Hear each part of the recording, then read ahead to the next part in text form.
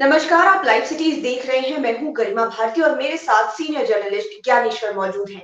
बिहार की बात के इस एपिसोड में एक बार फिर से हम चर्चा बिहार में होने वाली विधानसभा के उपचुनाव की करने जा रहे हैं, क्योंकि जैसा कि आपने बताया कि उपचुनाव तो दोनों ही सीटों पर हो रहे हैं, तारापुर और कुशेश्वर स्थान, लेकिन बार बार चर्चा तारापुर की हो जाती है। तारापुर हॉट सीट बना हुआ है। अब कहा जा रहा है कि मुख्यमंत्री नीतीश कुमार जाएंगे, हालांकि लालू यादव के आने की कोई स्थिति नहीं दिख रही है। और ये भी कहा जा रहा है कि जेडीयू यादवों के बीच में कोई मंत्र फूंक रही है। ये कौन सा मसला है और ये किस तरह की गोलबंदी की जा रही है? देखिए गरिमा जी, आपने बिल्कुल सही कहा। बिहार की बात हम केंद्रित रखेंगे अभी बिहार विधानसभा के उपचुनाव पर ही, क्योंकि ये कुशेश्वर स्थान और तारापुर का जो चुनाव है वह सरकार और तेजस्वी यादव दोनों के लिए महत्वपूर्ण है। तेजस्वी यादव तो कह रहे हैं खेला होवे, ठीक है, और नीतीश कुमार को भी पता है कि इन दो सीटों पर जो नतीजे आएंगे वह उनकी ख्याति को कैसे बट्टा लगाएंगे या बढ़ाएंगे, यह उनके लिए भी यक्ष प्रश्न है। तो नीतीश कुमार ने भी अपनी पूरी ताकत झोंक दी है। तेजस्वी यादव कुशेश्वर स्थान में कैंप कर रहे हैं। कुशेश्वर स्थान में वे बिल्कुल रिमोट एरियाज में जा रहे हैं और सड़कों की स्थिति दिखा रहे हैं, लगातार वीडियो जारी कर रहे हैं और बता रहे हैं कि सरकार जो दावा करती है वह देख लीजिए कि सड़कों की स्थिति, वास्तविक स्थिति है क्या। और ग्रामीण कहते दिखाई पड़ रहे हैं कि 15-15 साल से ऐसी ही स्थिति है। तो खैर, चुनाव है और चुनाव के समीकरण दूसरे हो जाते हैं। मुझे लगता है कि लोग स्थानीय मुद्दे भूल जाते हैं, जाति को ज्यादा प्राथमिकता दे देते हैं और इसका दंश भी बिहार को झेलना पड़ता है। आपने बिल्कुल ठीक कहा कि तारापुर की लड़ाई ज्यादा कांटे की लड़ाई है। यह बात नीतीश कुमार की पार्टी जेडीयू को भी समझ में आ रही है कि तारापुर की लड़ाई फंस गई है। तेजस्वी यादव ने जिस तरीके से उम्मीदवार के चयन की प्रक्रिया को अख्तियार किया और एक वैश्य उम्मीदवार को उतारा है, वहां लड़ाई थोड़ी ज्यादा कठिन हो गई है। लालू यादव नहीं आ रहे हैं, यह सच है। सम्राट चौधरी ने अब कैंप कर दिया है। सम्राट चौधरी शकुनी चौधरी के बेटे हैं, बिहार सरकार में मंत्री हैं। बीजेपी के कोटे से सम्राट चौधरी के भाई रोहित चौधरी को भी जेडीयू में शामिल कराया गया है। और सम्राट चौधरी के बारे में खबर यह है कि अब चुनाव के नतीजे तक वे तारापुर में ही कैंप करेंगे और यह कोशिश करेंगे कि किसी भी सूरत में जेडीयू के प्रत्याशी, एनडीए के प्रत्याशी राजीव सिंह को जीत दिलाएं।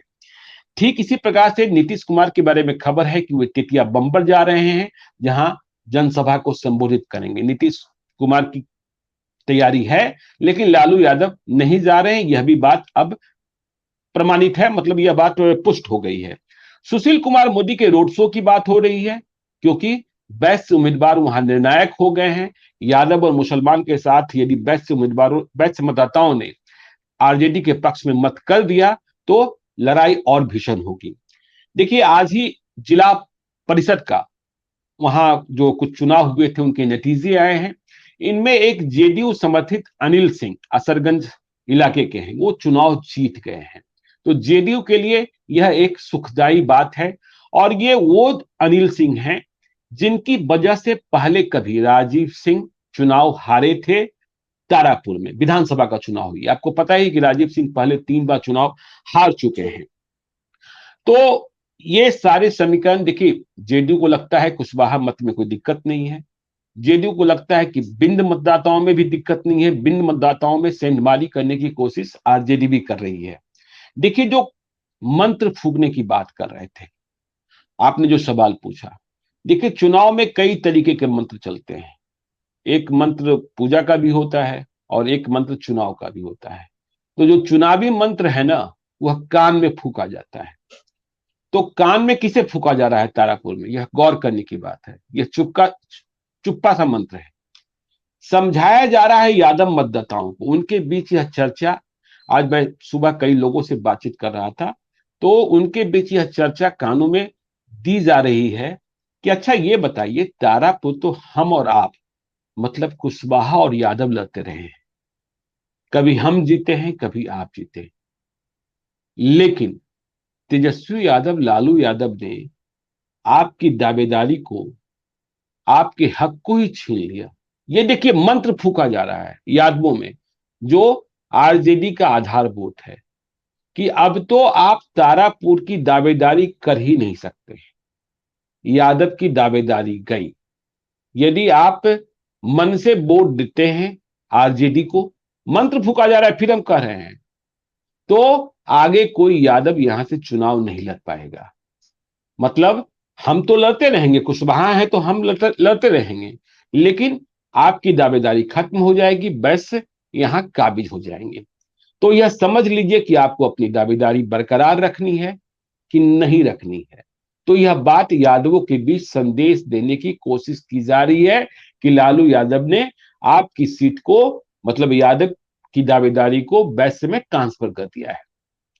अब देखना यह होगा कि ये जो मंत्र फूका जा रहा है, और ऐसे मंत्र बहुत तेजी से वायरल होते हैं चुनाव के समय में, कि जो तारापुर के यादव हैं वे लालू यादव, तेजस्वी यादव के फैसले के अनुसार जो आरजेडी के बेस्ट उम्मीदवार हैं उनके साथ जाते हैं, अरुण साहू के साथ, कि नहीं जाते हैं या कम संख्या में जाते हैं। देखिए, उनके पास ऑप्शन नहीं है। मुझे नहीं लगता है कि यादव मतदाता जेडीयू को वोट कर देंगे। हालांकि गिरिधारी यादव जेडीयू के एमपी बांका के, वे बहुत तेजी से लगे हैं, लेकिन मुझे इस बात का भरोसा नहीं है। लेकिन यदि इस मंत्र का असर चल गया तो इसका परिणाम ये निकलेगा कि ये जो यादव वोटर हैं बहुत ज्यादा तेजी के साथ या बहुत एग्रेशन के साथ मत करने को नहीं निकले, तो इसका नुकसान भी आरजेडी को हो सकता है। तो ये मंत्र देने की कोशिश की जा रही है, और यहां तय भी होना है कि यादवों का मत जो है वो एग्रेशन के साथ या सुस्ती के साथ देखने की बात होगी, ये कोशिश की जा रही है। तो ये मंत्र तो यादवों के बीच में फूका जा रहा है। अब देखिए वैश्य, क्योंकि जेडीयू को पता है कि वैश्य जाति पर ही सब कुछ निर्भर है। यादव मत भले न दे, जेडीयू को विधानसभा चुनाव में नहीं के बराबर मत देते हैं। कुशवाहा मत उनके साथ होंगे। वैश्य मतदाताओं पर तो एनडीए, बीजेपी और जेडीयू का ही अधिकार रहा है। लेकिन जो प्रयोग तेजस्वी यादव ने 2020 में किए थे, सासाराम में किया, मोरबा में किया, तो उसकी सफलता से ही आह्लादित होकर यह प्रयोग तारापुर में भी किया जा रहा है।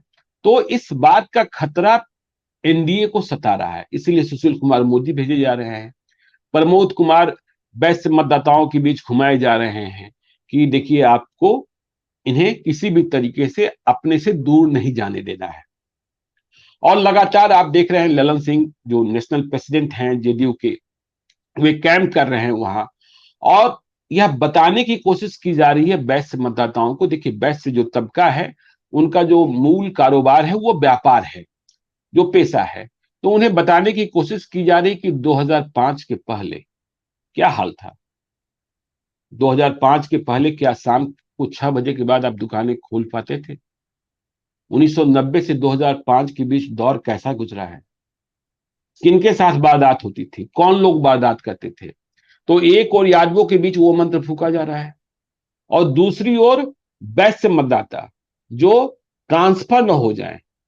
आरजेडी का उम्मीदवार वैश्य है, इसलिए उधर न चले जाएं, इसलिए उन्हें यह बताने की और समझाने की कोशिश की जा रही है कि 1990 और 2005 का जो दौर है याद कीजिए। पूरे बिहार का सीन दिखाया जा रहा है। चुनाव तो देखिए 2 ही विधानसभा क्षेत्र में हो रहा है, लेकिन तारापुर में वैश्य उम्मीदवार है, कुशेश्वर स्थान तो रिजर्व सीट है।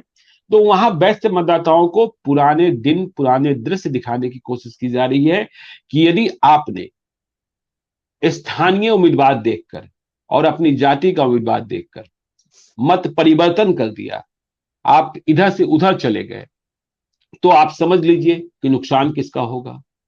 और देखिए, नुकसान मैं ये मानता हूं कि देखिए अब जो दौर है वह 1990 से 2005 का दौर आ भी नहीं सकता है। और तेजस्वी यादव कह भी रहे हैं कि देखिए अब हम पुराने दिनों की बात कीजिए, नए जमाने की बात हम लोग करते हैं, पुराने दिनों की बात मत कीजिए, नए जमाने की बात करते हैं। और अब जिस तरीके से सोशल मीडिया और तमाम चीजें बहुत बलशाली हो गई है, कोई पुराना दौर ला भी नहीं। कहीं से कुछ भी दिखा सकते हैं, लाइव हो सकते हैं। हाँ, हर आदमी सिटीजन जर्नलिस्ट है, हर आदमी खुद में एक जर्नलिस्ट है। तो ये वैश्य मतदाताओं को समझाने की कोशिश की जा रही है कि आप स्थानीय स्तर पर अपना उम्मीदवार मत देखिए, अपनी जाति मत देखिए, आप देखिए कि 1990 से 2005 के बीच में क्या होता रहा था। तो ये उधर की स्थिति है। अब देखिए, यदि आप तारापुर की लड़ाई देखते हैं तो तारापुर की लड़ाई आज की तारीख में बिल्कुल आमने सामने है, और यह लड़ाई आमने सामने होगी जेडीयू बनाम आरजेडी। लेकिन मतलब कांग्रेस कोई फैक्टर नहीं है तारापुर? देखिए, कांग्रेस फैक्टर नहीं है, अब उसी पर हम आ रहे हैं। देखिए, जी। चार प्रमुख उम्मीदवार हैं, जेडीयू, आरजेडी, कांग्रेस और एलजेपी रामविलास, मतलब चिराग जी। पासवान की पार्टी। जी। तो एलजेपी रामविलास की पार्टी के उम्मीदवार को हम कहीं लड़ते नहीं देख पा रहे हैं। जी। हालांकि ये जो तारापुर है वो जमुई लोकसभा क्षेत्र का हिस्सा है, तो उनकी बहुत मजबूती या बहुत तेज धारदार प्रचार या उपस्थिति ये दिखाई नहीं पड़ रही है, जो हमारी फीडबैक है वहां ग्राउंड जीरो से। तो कांग्रेस कांग्रेस के उम्मीदवार जो राजेश कुमार मिश्रा हैं, स्थानीय हैं और लंबे समय से, मतलब पिछले 5 साल से कम वे लगातार उस क्षेत्र में काम कर रहे हैं अपने लोगों के बीच, और जो समाज के दूसरा तबका है उन लोगों के बीच में। और आपको याद होगा कि 2020 के चुनाव में जब उन्हें कांग्रेस से टिकट नहीं मिला था, तब भी वे चुनाव लड़ लिए थे और 10,000 से अधिक मत ले आए थे। जी, इसलिए बताइए। इसलिए जो जीत हार का फासला था, मेवालाल चौधरी चुनाव जरूर जीते थे, लेकिन मात्र 7,000 मतों से चुनाव जीते थे। तो राजेश मिश्रा जाति से ब्राह्मण है। ब्राह्मण जाति के मत कहने के लिए एनडीए का मत होता है। तो ब्राह्मण जाति के बीच भी मंत्र फूका जा रहा है, जो इनके मतदाता हैं राजेश मिश्रा के, वहां भी जेडीयू अपना मंत्र फेंकने में लगा है, वहां भी स्वाहा स्वाहा स्वाहा किया जा रहा है कि क्या आप राजेश मिश्रा को वोट देकर जेडीयू की हार सुनिश्चित कराना चाहते हैं और आरजेडी की जीत निश्चित कराना चाहते हैं। यह मंत्र दिया जा रहा है कि आपका उम्मीदवार तो नहीं जीतेगा। देखिए, मैं अभी नहीं कह रहा हूं कि कौन जीतेगा कौन हारेगा, वहां लड़ाई बहुत तगड़ी है। तो कहा यह जा रहा है कि यदि आपने अपने मत का प्रयोग इस आधार पर किया कि जात के आधार पर हमने राजेश मिश्रा को दे दिया, तो राजेश मिश्रा को आप जो वोट देंगे, संभव है कि इस वोट के कारण ही यहां बिहार में फिर से लालू राज की संभावनाएं बढ़ जाए। तो ब्राह्मणों को डराने के लिए वहां मंत्र फूका जा रहा है। तो चुनाव में देखिए, चुनाव हम जब कहते हैं, बिहार की बात करते हैं और बिहार की बात हम मुद्दे पर करना चाहते हैं, लेकिन जब चुनाव होता है तो जात की बात होती है, बात की जात नहीं होती है। यदि विकास की बात करते हो और विकास के लिए जाति तलाशते तो ठीक है, लेकिन पूरा पूरा मुद्दा जात पर अटक जाता है। तो ये सारे मंत्र इतनी तेजी से फूके जा रहे हैं, और चुनाव के समय ये मंत्र, आपको यह भी पता है कि प्रशासनिक तैयारी भी उपचुनाव में बड़ी महत्वपूर्ण भूमिका निभाती है। बिल्कुल। और इसके मास्टर तेजस्वी यादव वहां से चले आए, 3 दिनों की यात्रा कर चुके हैं तारापुर की।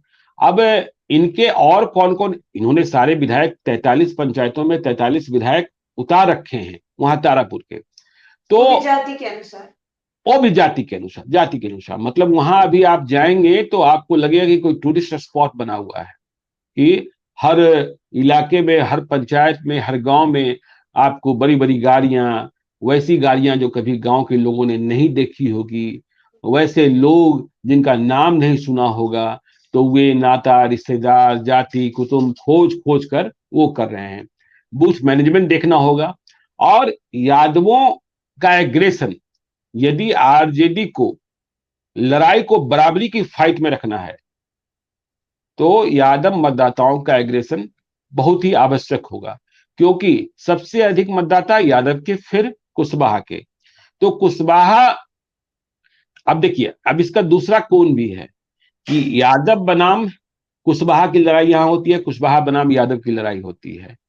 वैश्य ने यदि तय कर लिया कि नहीं, हमें जेडीयू के मंत्र में नहीं फूकना है, फंसना है, और हमें अपने उम्मीदवार को जीत दिला देनी है, तो जेडीयू और कठिन लड़ाई में फंस जाएगी। और जेडीयू के लिए तो कुशेश्वर स्थान और तारापुर की जीत इतनी जरूरी है कि पूछिए मत, क्योंकि बिहार विधानसभा में सदस्यों की जो संख्या है, जो तराजू है, वह किस रूप में है ये आपको पता है। तो तो इसलिए ये तीसरे मंत्र, नंबर पर जेडीयू चला गया। हाँ, 43 सीटें आपने जीती थी ना, जिनमें ये 2 खाली हो गई, और जी। यदि इन 2 सीटों का नुकसान हो गया तो आप 41 पर आ जाएंगे।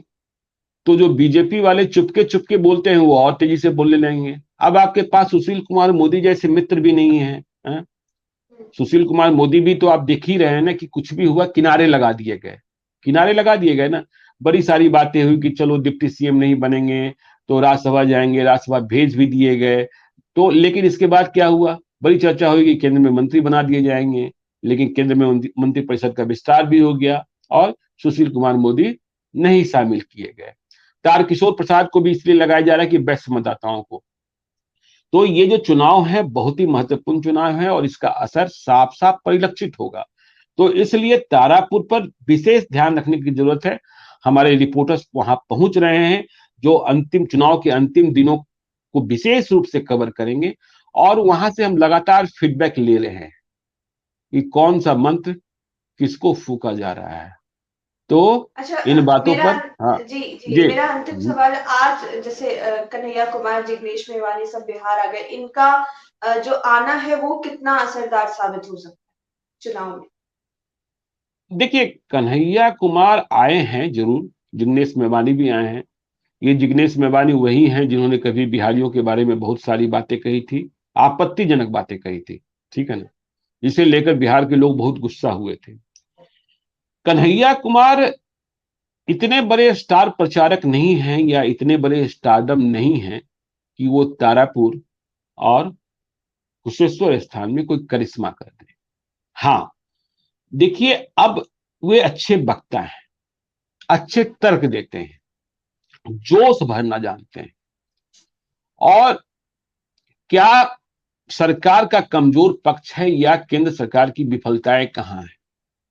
मैं आज एक वीडियो देख रहा था, पुराना वीडियो देख रहा था अटल बिहारी वाजपेयी जी का, कि 7 पैसे पेट्रोल की कीमत बढ़ी थी, 7 पैसे प्रति लीटर। और अटल बिहारी वाजपेयी ने फैसला किया था दिल्ली में कि हम लोकसभा गाड़ी से नहीं जाएंगे। ये जनता को दी गई इतनी बड़ी मार है कि इसका विरोध किया जाना बहुत ही आवश्यक है। तो लाल कृष्ण अटल बिहारी वाजपेयी बैलगाड़ी पर सवार होकर, दिल्ली में बैलगाड़ी पर सवार होकर पहुंचे थे संसद भवन। आज पेट्रोल की हालत क्या है, डीजल की हालत क्या है, सरसों तेल की हालत क्या है, महंगाई कहाँ है, देश में और जो समस्याएं हैं, ठीक है। तो उन मुद्दों को लेकर अब कन्हैया कुमार बिहार में यदि लोगों को जगाने की कोशिश करें तो इसके दूरगामी परिणाम आपको आगे दिख सकते हैं, माहौल बनता दिख सकता है। लेकिन कन्हैया कुमार और जिग्नेश मेवानी के आ जाने मात्र से या दोनों के इन क्षेत्रों में चले जाने मात्र से कांग्रेस आमने सामने की लड़ाई में आने जा रही है, मुझे कहीं से नहीं दिखता है, ठीक है। हाँ, यदि ये बिहार में रहते हैं लगातार, कन्हैया कुमार जिग्नेश मेवानी कितना दिन रहेंगे, उन्हें जानता कितना लोग हैं, तो कन्हैया कुमार यूथ को जगा सकते हैं। वैसे भी आप देखते हैं कांग्रेस के भीतर आक्रामक तरीके से, तार्किक तरीके से बोलने वाले, पहचान वाले नेताओं की कमी है प्रदेश में। तो कन्हैया कुमार जिस तरीके से बोलते हैं, लोग, यूथ जो है वो तो जानता ही जानता है, ठीक है। यह भी आरोप लगेगा कि टुकड़े टुकड़े गैंग, तो ठीक है, टुकड़ा टुकड़ा गैंग का आरोप लगेगा। और यदि कन्हैया कुमार देशद्रोही थे या देशद्रोही है तो मेरा तो मानना है कि केंद्र सरकार ने अब तक उन्हें जेल क्यों नहीं भेज दिया? भाई, सरकार तो आपकी है ना, हाँ, पुलिस भी आपकी है ना। तो ये सब, और कन्हैया कुमार इन सब आरोपों को झेलने के लिए तैयार भी रहते हैं। देखिए, उसमें संघर्ष करने का मादा तो है ही है। और तो और जो बात करते हैं वो तार्किकता के साथ करते हैं, यह बात भी सही है। तो बिहार विधानसभा के उपचुनाव पर हम लोग लगातार बने रहें, ये हमारी गुजारिश आपसे भी है। बिल्कुल, तो बिहार विधानसभा के उपचुनाव की सभी कवरेज हम कोशिश करेंगे कि आपको दिखाएं, बताएं कि क्या हाल है दोनों ही विधानसभा सीटों का। लेकिन विशेष नजर तारापुर पर रहेगी, क्योंकि वहां बिल्कुल कांटे की टक्कर चल रही है। और जैसा कि आपने जाना कि जेडीयू और आरजेडी आमने सामने है, कांग्रेस अभी थोड़ा पीछे चल रहा है। तो देखने वाली बात ये होगी कि आगे क्या कुछ होने वाला है। इन दोनों ही सीटों की तमाम खबरें हम आप तक पहुंचाते रहेंगे। हमारे चैनल को सब्सक्राइब करें। ये वीडियो फेसबुक पर देख रहे हैं तो पेज को लाइक करें, साथ ही साथ हमें ट्विटर पर जरूर फॉलो करें। धन्यवाद।